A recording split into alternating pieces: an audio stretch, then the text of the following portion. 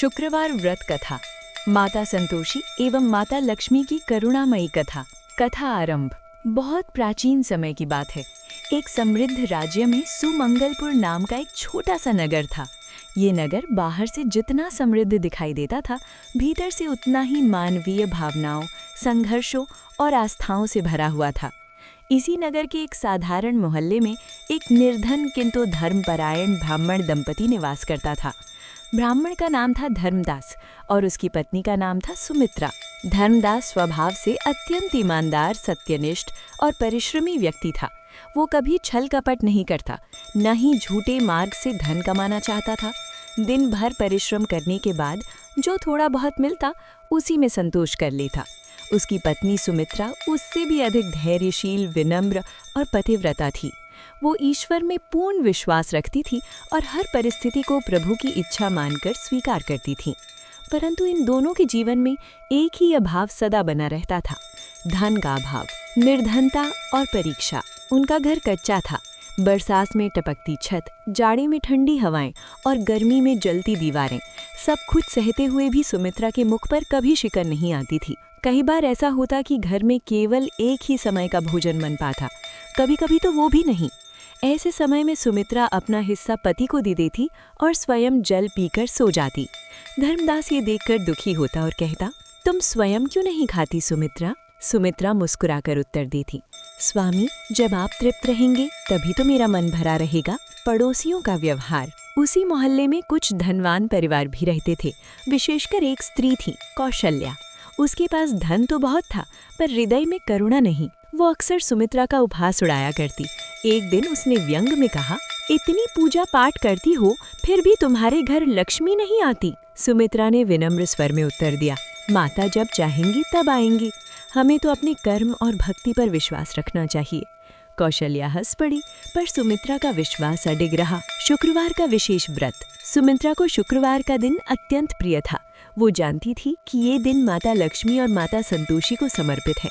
प्रत्येक शुक्रवार वो यथाशक्ति सफाई करती, दीपक जलाती और माता का ध्यान करती। एक विशेष शुक्रवार ऐसा आया जब घर में कुछ भी खाने को नहीं था।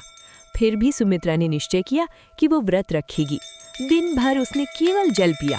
संध्या समय दीपक जलाया और माता से मन ही मन प्रार्थना की, हे माँ, यदि कोई दोष हो तो क्षमा करना, पर मेरी श्रद्धा स्वीकार करना। माता संतोषी का स्वप्न। उस रात सुमित्रा को एक अद्भुत स्वप्न आया। उसने देखा कि स्वर्ण आभा से युक्त श्वेत वस्त्र धारण किए करुणामयी माता उसके सामने खड़ी हैं। उनके मुख पर अपार शांति और वात्सल्य था। माता ने कहा, वत्स सुमित्रा, मैं माता संतोषी हूँ। तूने सच्चे मन से संतोष और श्रद्धा का पालन किया है। यदि तू 16 शुक्रवार तक नियम पूर्वक व्रत करेगी, खट्टे पदार्थों का त्याग करेगी और अहंकार से दूर रहेगी, तो तेरे कष्ट दूर होंगे। सुमित्रा ने भय और श्रद्धा से हाथ जोड़ दिए। माते, मैं निर्धन हूँ, मैं व्रत कैसे कर पाऊंगी? माता मुस्कुराई, वत्स, मुझे धन नहीं, भावना चाहिए। इतना कहकर माता अंतर्ध्यान हो गईं। व्रत का आरंभ। प्रातःकाल सुमित्रा ने धर्मदास को स्वप्न की बात बताई। धर्मदास ने कहा, यदि स्वयं माता ने मार्ग दिखाया है तो हमें अवश्य उसका पालन करना चाहिए। पहले शुक्रवार सुमित्रा ने घर में जो थोड़ा सा आटा और गुड़ था, उससे प्रसाद बनाया। खट्टे पदार्थों का पूर्ण त्याग किया। दीपक जलाया, कथा सुनी और माता का स्मरण किया। कठिनाइयों की श्रृंखला। जैसे जैसे व्रत आगे बढ़ा, कठिनाइयां भी बढ़ती गई। कभी पति को काम नहीं मिलता, कभी बीमारियां आती। कई बार सुमित्रा भूख से व्याकुल हो जाती, पर व्रत नहीं तोड़ती। कौशल्या जानबूझकर उसे इमली, नींबू और अचार भेंट करती, पर सुमित्रा विनम्रता से मना कर दी थी। 8वें शुक्रवार तक हालत अत्यंत कठिन हो गई। धर्मदास हताश होकर बोला, शायद हमसे कोई भूल हो गई है। सुमित्रा ने दृढ़ स्वर में कहा, नहीं, ये माता की परीक्षा है, कृपा की प्रथम झलक। 10वें शुक्रवार के बाद धर्मदास को एक सेठ के यहाँ काम मिला। धीरे धीरे आय बढ़ने लगी, घर में अन्न आने लगा। 16वें शुक्रवार को सुमित्रा ने पूर्ण विधि से व्रत किया। उसी दिन धर्मदास को व्यापार की बड़ी जिम्मेदारी मिली। उनका घर सुख समृद्धि से भरने लगा। अहंकार और पतन। कुछ समय बाद सुमित्रा के मन में अनजाने ही अभिमान आ गया। एक दिन उसने व्रत का नियम भंग कर दिया। उसी दिन से फिर हानि होने लगी। रात्रि को माता पुनः स्वप्न में आई और बोली, वत्स, संतोष के बिना लक्ष्मी नहीं टिकती। सुमित्रा रो पड़ी और क्षमा मांगी। पुनः श्रद्धा और पूर्ण फल। सुमित्रा ने पुनः व्रतारंभ किया, इस बार और अधिक विनम्रता, सेवा और दान के साथ। अब माता की कृपा स्थायी हो गई, उनका जीवन आदर्श बन गया। नगर की स्त्रियां उनसे कथा सुनने आने लगी।